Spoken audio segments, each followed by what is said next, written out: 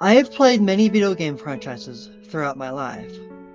Mario, Zelda, Persona, Ace Attorney, Yakuza, and the one that reigns to this day as my personal favorite, Kingdom Hearts. But my effing god, one of the many things that frustrates me as a gamer is when you find a series that immediately becomes one of your favorite video game franchises of all time, only to find out that very series is not very popular in comparison to the giants I have described. That very series is The Legend of Heroes, Trails in the Sky, Trails from Zero, Trails to Azure, Trails of Cold Steel, Trails into Reverie, Trails to Daybreak, whatever, we'll get to that. My name, I'm Bobby Fulbright. In justice we trust.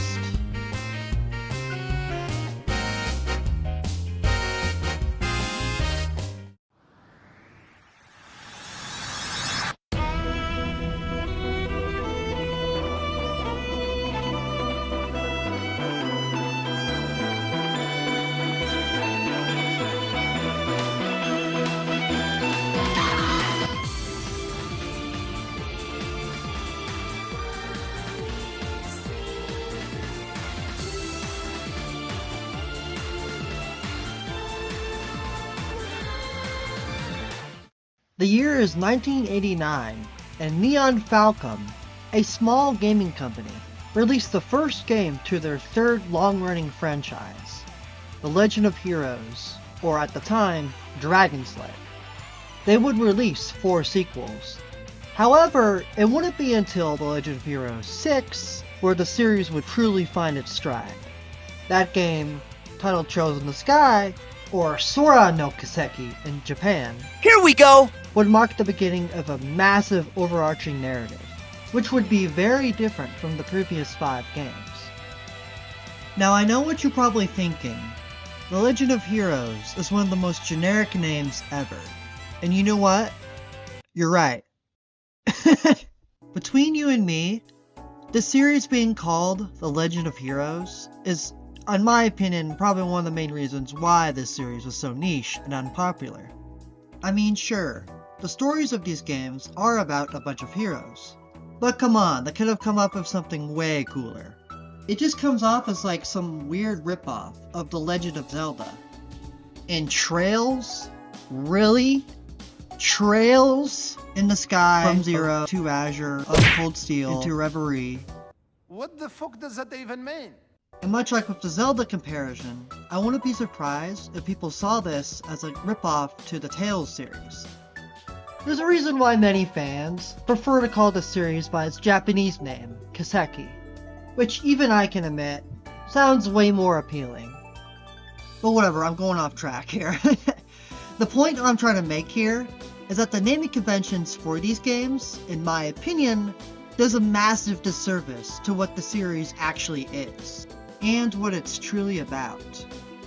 But that begs the question, what is the Trails series? Honestly, that's a difficult thing to answer considering how massive the storyline is. But the easiest way I can explain it is that you should think of Trails as the JRPG equivalent to the Marvel Cinematic Universe. Now I know you're probably thinking, oh my god, why is everyone comparing every single crossover to the MCU? And hey, it's the easiest way to explain it, I'm sorry. I know comparing crossovers to the MCU is like the modern day version of comparing every Japanese game to Persona, but it isn't what it is. Currently, the series has 4 different story arcs, each having their own storylines, characters, and lore that all contribute to a larger overarching narrative. Each arc takes place in its own fictional country that is located on the continent of Sumeria. I'll get more into this later in the video, but the world building of the series is one of the most praised things about it.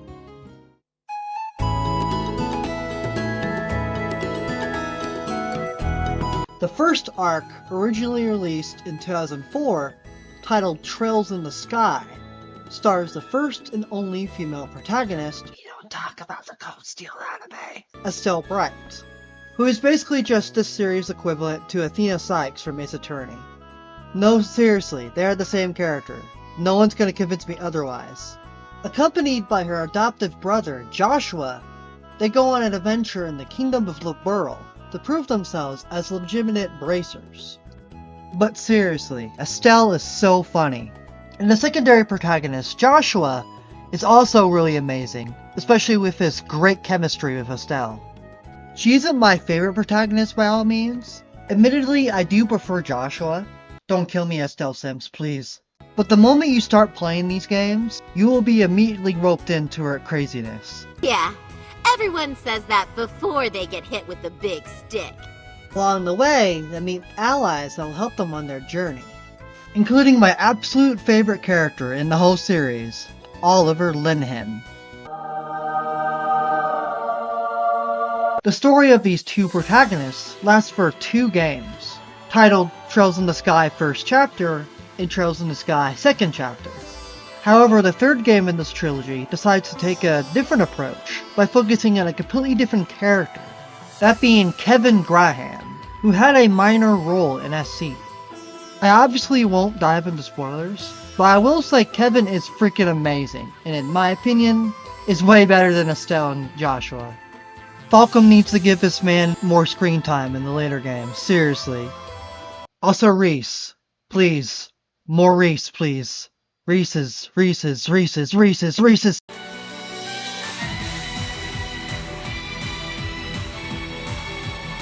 The second arc, which originally released in 2010, titled Trails from Zero, stars rookie detective / police officer Lloyd Bannings.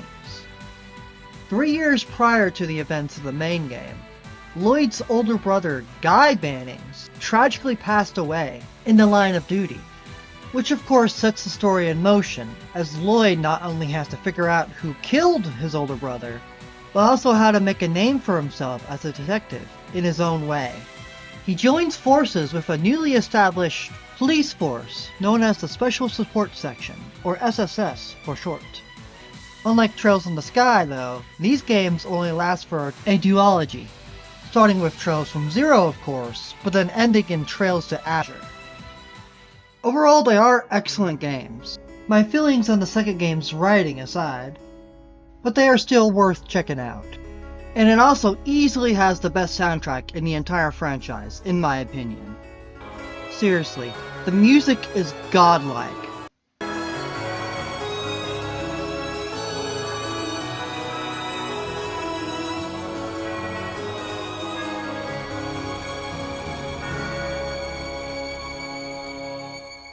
Oh, and it also gave us Rixia and Chow, so thank God for that.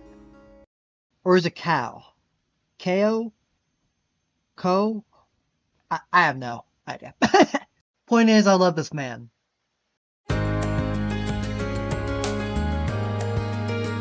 The third arc, which takes place in the Empire of Erabonia, is Trails of Cold Steel. Originally released in 2013, the story stars a high school student named Reen Schwarzer. Reen attends Thor's military academy to hopefully find a place in this world.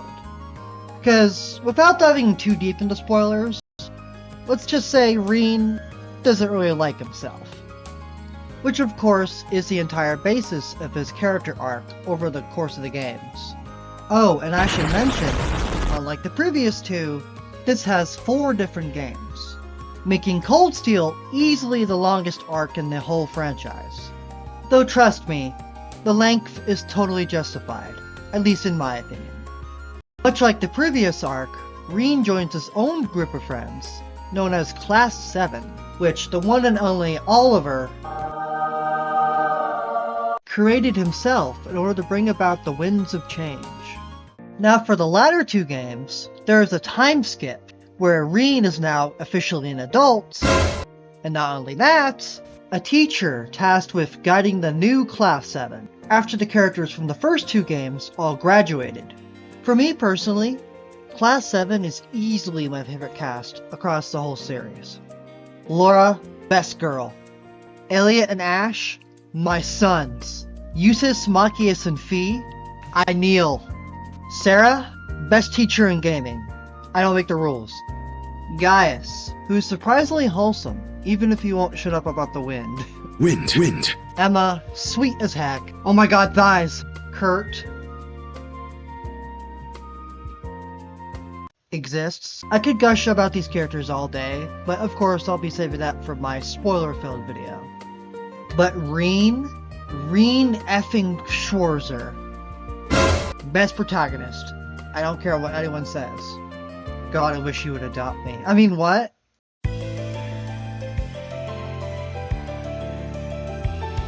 Trails into Reverie is a special case where it's not necessarily an arc, as in a series of games, but rather as a single title, which acts as the bridge between Cold Steel and the upcoming Trails Through Daybreak, while also serving as an epilogue to both Cold Steel and the Crossbell Arc.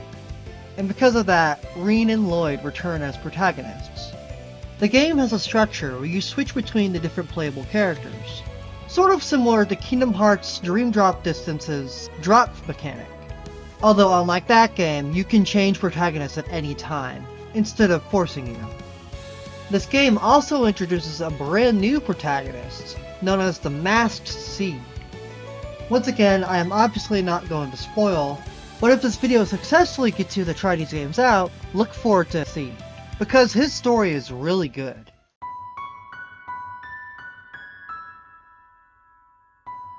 The fourth and most recent arc is known as Trails Through Daybreak, which takes place in the nation of Calvard. The main character this time is Von Arkride, which is all that I can really say about this arc. Yeah, if it wasn't already obvious, the game isn't out yet, which means I haven't played it. Or rather, it's been stuck in Japan since 2021. Which, yes, means we've been waiting for a localization for almost 3 years. Let's just say the amount of time us fans have to wait for localizations for these games is a rather controversial topic. I mean, for crying out loud, the Crossbell Arc only got localized this year, which is ridiculous when the first game, Zero, came out in 2010, which means Trails fans had to basically wait 13 years in order to get both Zero and Azure. 13 years! As a Kingdom Hearts fan, I feel your pain. I understand that Falcom is a rather small company, which basically means that they don't have the means in order to localize the games themselves, which is why the company has to rely on third parties, such as Nisa and Xseed, in order to localize their games. But come on, when you write an overarching narrative where every single game has some level of importance to the lore, I'm sorry, but leaving a few games stuck in Japan is really ridiculous. Thankfully, this isn't an issue anymore, as all the games, aside from Daybreak, are in English right now, thank God. Which is why I'm making this video, in order to inform newcomers that it's way easier to get into the series now. And thankfully we won't have to wait for Daybreak too long, as it'll release next year in the summer. But I'm going off track. The point is, the only thing I know about Daybreak is that it takes place in Calvard, Vaughn is the main character, who looks really cool by the way, and Ren is in it, who's a reoccurring fan favorite character throughout all the games by the way, and they made her hot.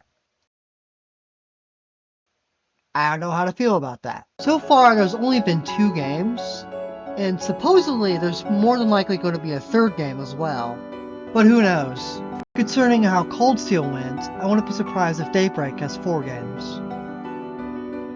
It should be noted that, despite there being 10 plus games across these 4 arcs, the story is far from finished, and we'll certainly be seeing even more arcs past Daybreak, as Kondo, the creator of the series, has confirmed that Reverie is the midpoint of the franchise.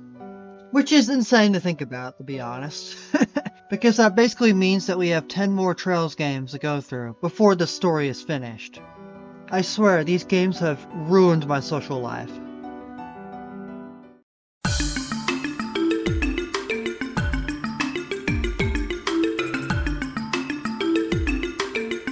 For the longest time, whenever I play a video game or watch a movie, I never really put too much thought into the world building. I usually would just skip and not even interact with any NPCs unless they are important for the story, since I'll just be more invested in the narrative and main characters, and occasional side activities here and there. I mean, sure, sometimes there'll be like some cute or funny fluff dialogue, but for the most part, most NPC interactions in RPGs, or games in general, don't really add much. And if you don't talk to them, you really want to be missing much. Not saying that I don't appreciate the existence of NPCs, because even if the dialogue you have with them isn't really all that necessary, at least they make the worlds and places you explore in video games more lively.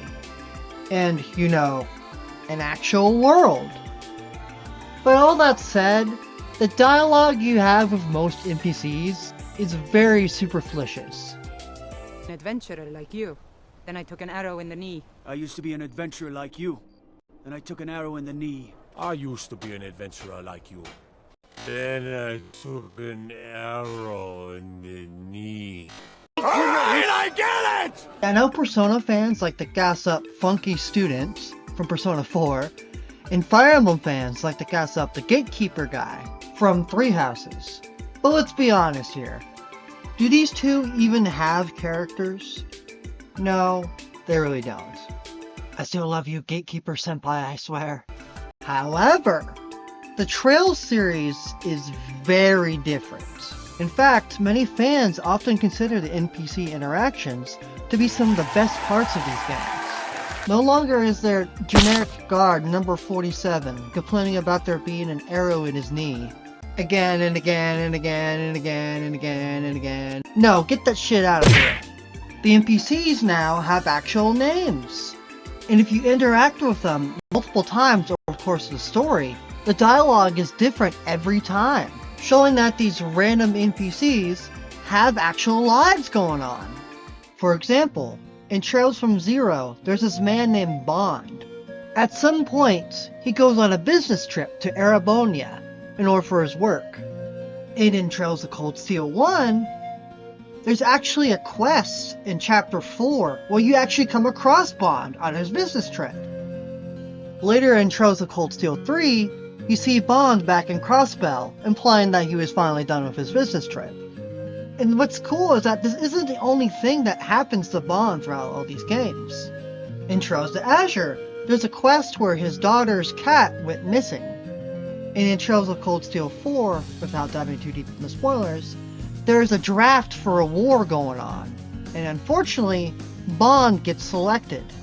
And you actually get to see him try to cope with his family, that he'll be able to survive. It's just so sad, man. And you wouldn't have known any of this even happened if you didn't interact with either Bond or his family. I could bring up so many other examples, like this chef named Orvid that first appeared in Trails in the Sky first chapter, who shows up again in Cold Steel 4. Or of course the most iconic NPC, Anton and Ricky, who are famous among the community for having a bunch of misadventures across all of the games. But if I talked about any more, we'd be here all day. But overall, this is one of the main reasons why the world building of the series is so goddamn amazing. Now as for the other reasons, it's that the world itself is very fleshed out. In fact, I think this series might have one of the most fleshed out and detailed fictional universes I have ever seen. I've already mentioned before that each arc takes place in one of the many countries located on the continent of Zermermia. But don't mistake that as if they're only relevant to each of the different arcs. You'll be seeing characters constantly talking about each of the different countries. Even some of the main casts aren't actually originally from Crossbell, Erabonia, or Liberl, or whatever.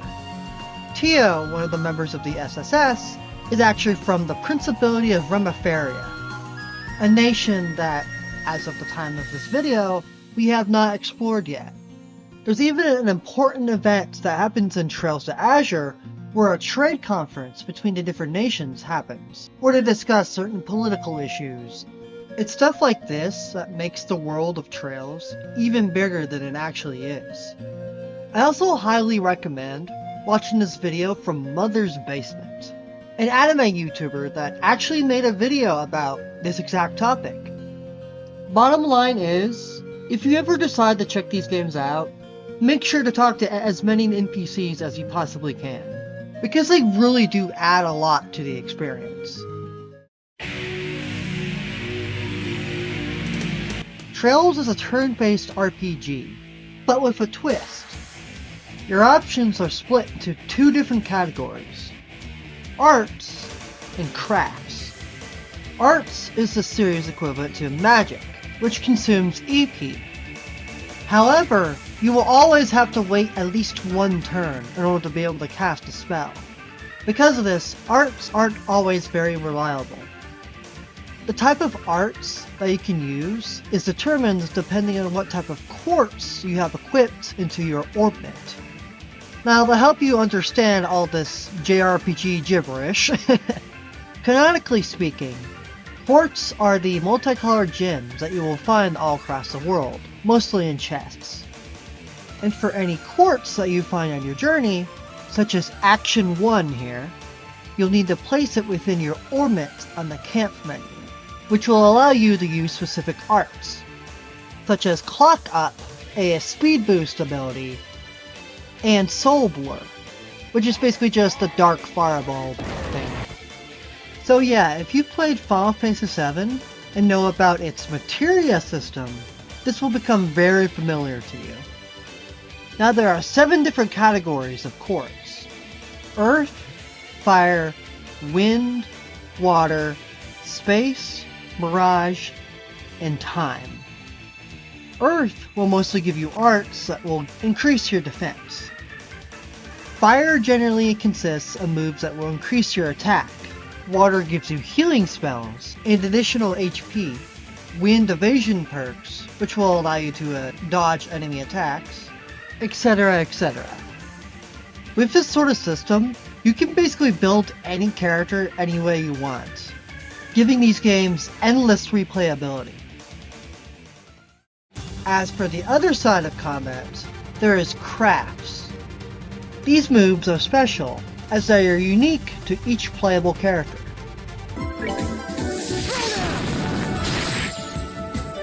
Unlike EP for arts, however, CP will regain itself over time, either through attacking enemies, or you yourself take damage.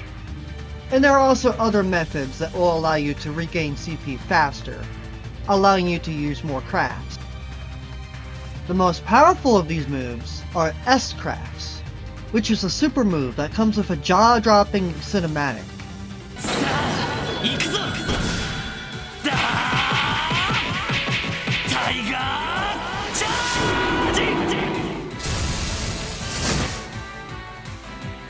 The cool thing about S-crafts, however, is that you can activate them at any time, allowing you to use them strategically. Another thing to keep in mind is the wheel in the top left corner. Not only is your party members shown here, but also your enemies. This lets players know whose turn will be next, but also what type of bonuses they can get. These bonuses range from getting CP, getting EP, Rush, which gives you an additional turn, a health boost, and a critical hit. Be careful, however, because your enemies can take advantage of these bonuses as well. A huge tip I'll give you: make sure to use your S-craft right before the enemy attacks you with the critical hit bonus. This way you can steal it and use it on them for yourself. No hate towards other turn-based RPGs, but Trails really is the best in the industry in my opinion. It's so addicting. I mean, just look at this clip from when I played Reverie. It's ridiculous. Gotcha. Go. I'll handle this. It's my turn. Arcus activate. Let's go.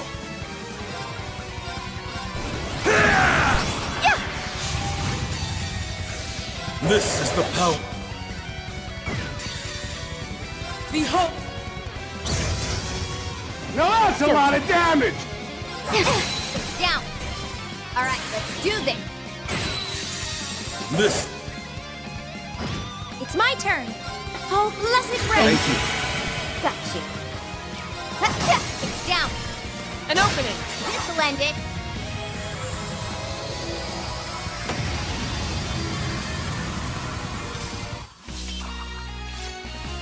Together, Laura and Fee. Will make you history. There are other mechanics I would mention, but they're only exclusive to specific games, so I'll let you find them out for yourself.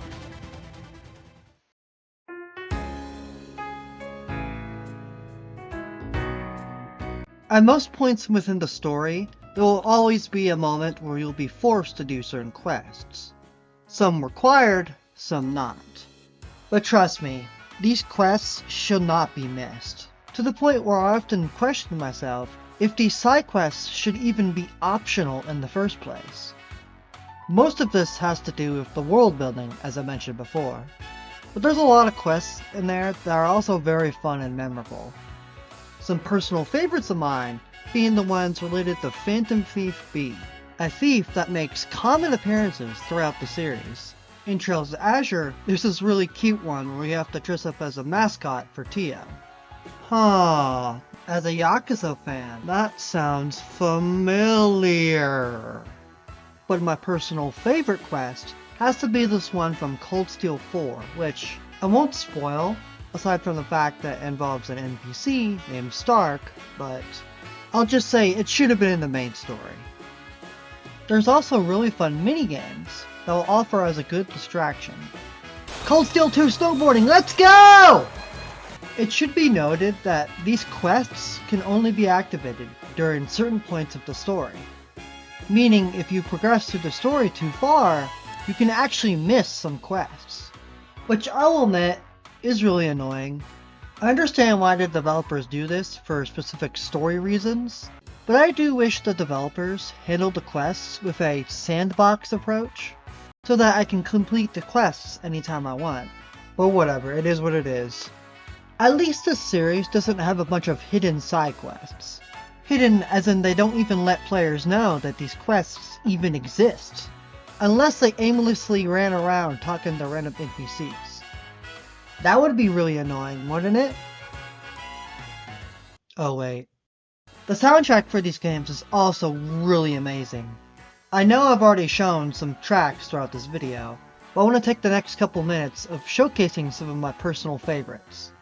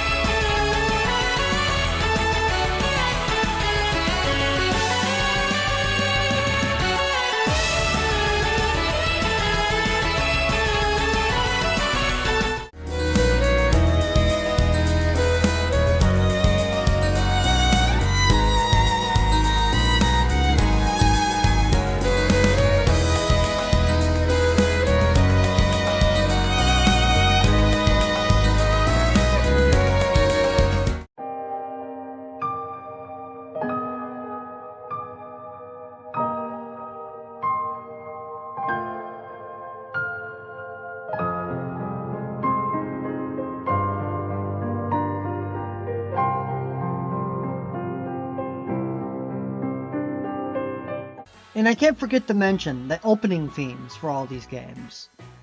I am a simple man.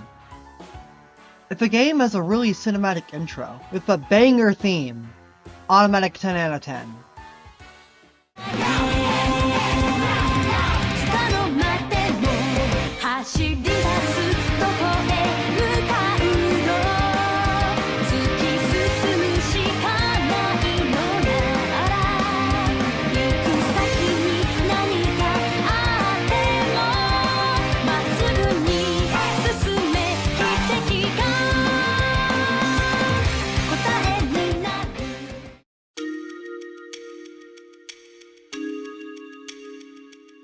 Given how many games there are in this franchise, I can understand why this question can come off as confusing. Though your best starting points will always be Trails in the Sky First Chapter and Trails of Cold Steel 1. Because Trails in the Sky First Chapter is the very first game in the timeline, and also the first one that was released, so naturally it makes sense you would start here. Cold Steel 1 is a bit more complicated, as there are admittedly some things here and there that won't hit as hard if you don't play the Sky Trilogy, and even the Crossbell Arc prior to it. Though if you ask me, they don't really matter too much, and they only really exist for people who play the Sky and Crossbell games to make them go, "Holy crap, I remember that!" That being said, Cold Steel 3 will heavily rely on what happened in both the Sky Trilogy and Zero and Azure. Which means even if you start with Cold Steel 1 and play through Cold Steel 2, you will still need to go back and play the previous 5 games before heading on into Cold Steel 3 and 4 and Reverie. Thankfully, Cold Steel 2 does end at a more conclusive ending than you might realize, meaning even if you have to go back and play the previous games before heading on into 3, having to pause the Cold Steel storyline shouldn't come off as awkward as you might think. Trails from Zero, however, yeah, I wouldn't recommend this as your starting point. I mean, I guess you could, but there's still lots of things that wouldn't hit as hard if you didn't play the Sky Trilogy, Sky the Third especially. As there is a certain plotline in Sky the Third that actually ends on a cliffhanger, and only gets its proper conclusion in Zero. Not only that, but a certain villain in this game is also heavily tied with the events of Sky the Third.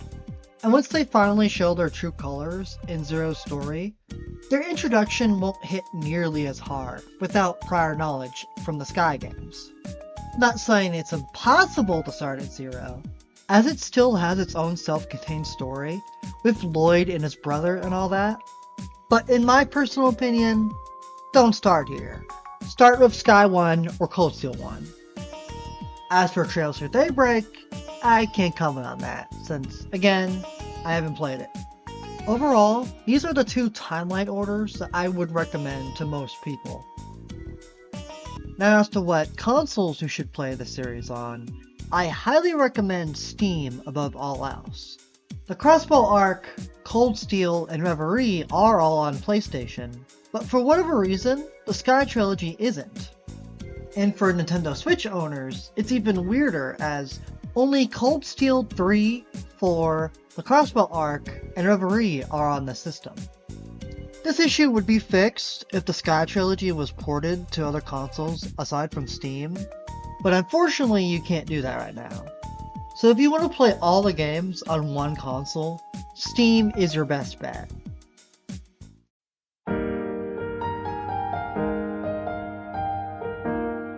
As someone who has only been a fan of the series for roughly 2 years, it now holds a special place in my heart, despite not being a part of my life for very long.